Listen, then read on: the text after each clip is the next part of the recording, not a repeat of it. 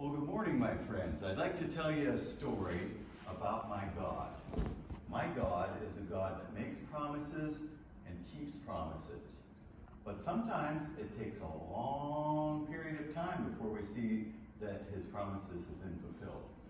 Take, for example, the story of his promise to a man named Jacob.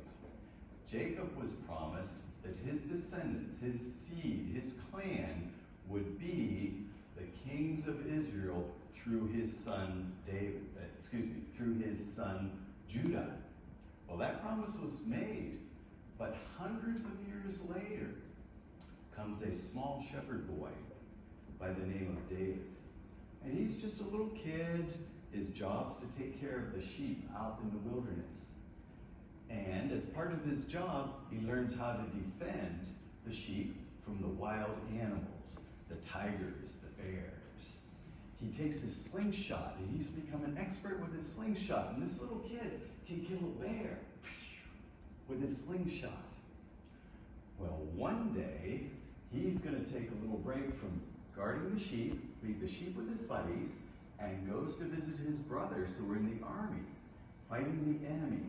Now, the enemy of Israel has a giant on their side, a great big guy, and the giant is insulting the Israeli people.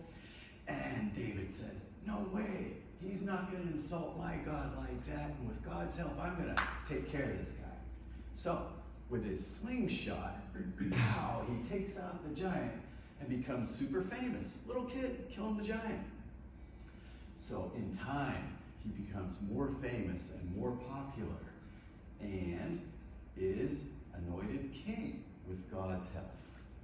And as a king, he is a great king, defeats enemies, brings in an era of prosperity and peace. And he says, wow, God, you've taken such good care of me. I want to do something for you. I want to build you a temple. But God said, no. You have been a man of war, a man of blood. Let's leave it for your descendant to build a temple. And so, you don't build me a temple, but I'll tell you what I'm going to do for you. I am going to make your descendants, your seed, your clan, your dragoon, kings of Israel forever. And in fact, that's what happened.